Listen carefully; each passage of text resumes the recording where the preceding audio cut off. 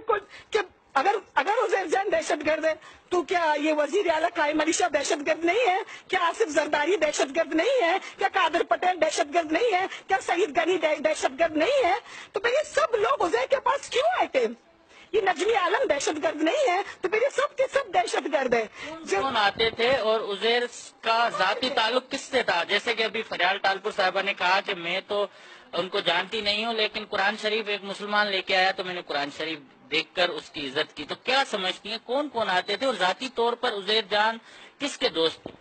عزیر جان آصف زرداری کے بہت قریبی دوست تھے. نجمی عالم یہاں پر آیا کرتا تھا، یہ قادر پٹیل آیا کرتا تھا، شرجیل میمن تو اس کا بالکل قریبی دوست تھا، بالکل سے قریبی دوست شرجیل میمن بھی تھا.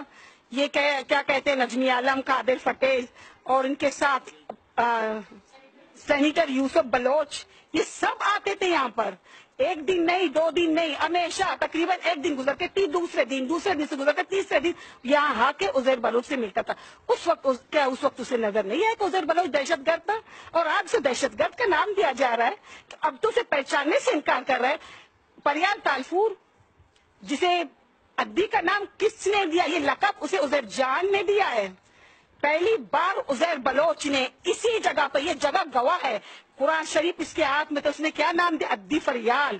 پہلے تو اس کا نام فریال ٹالپور تھا، جب ادی فریال کے نام جو عزیر بلوچ نے اسے دیا ہے.